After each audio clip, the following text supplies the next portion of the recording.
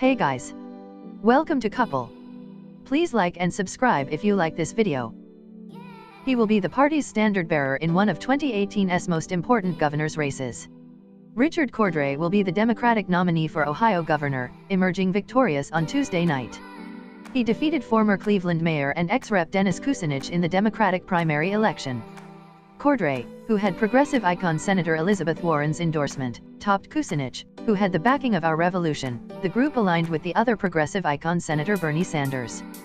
The former state attorney general had been considered the frontrunner, with most polls showing him with an advantage. Cordray fended off attacks from Kucinich that he was insufficiently anti-gun, while tying himself closely to President Obama, for whom he had served as the first official head of the Consumer Financial Protection Bureau. He will face Republican Mike DeWine in the November general election. Election prognosticators had until now considered it nearly a toss-up, perhaps with a slight Republican lean in a state where Democrats not named Sherrod Brown or Barack Obama have struggled to win statewide. Cordray, then the state treasurer, was elected as Ohio Attorney General in 2008 in a special election but lost in 2010 in his bid for a full term to DeWine. He later served as the first director of the CFPB, the agency created in the Dodd-Frank Financial Regulation Bill, from 2012 to 2017.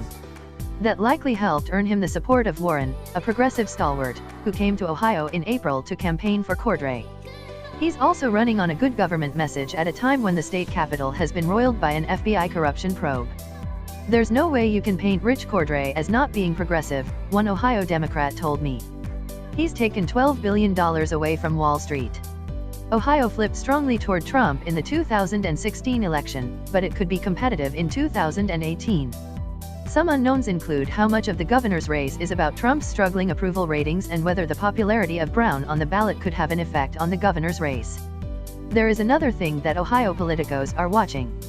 Ohio House Speaker Cliff Rosenberger announced last week he was resigning amid an FBI investigation. From the Dayton Daily News, sources familiar with the FBI inquiry say investigators are looking at a 4-day trip to London in August 2017 sponsored by Gopak Education Fund. Along on the trip were at least 2 lobbyists for the payday lending industry. Factions of the industry have been trying to stall or water down House Bill 123, which calls for a crackdown on abusive practices, for more than a year. Republicans have ruled Ohio since 2010. A high-profile ethics scandal for one of their leaders, in an environment already favorable to Democrats, could give Cordray the steam he needs to get to the governor's mansion to replace term-limited Governor John Kasich. Kasich is doing his party a favor in that he's trying to hand the baton off without any sort of ethical problems. But there may be an ethical problem not with the governor but with the Republican brand, said Kyle Kondik of the University of Virginia's Center for Politics. Democrats have sometimes been aided in big elections in Ohio by GOP ethical and corruption problems.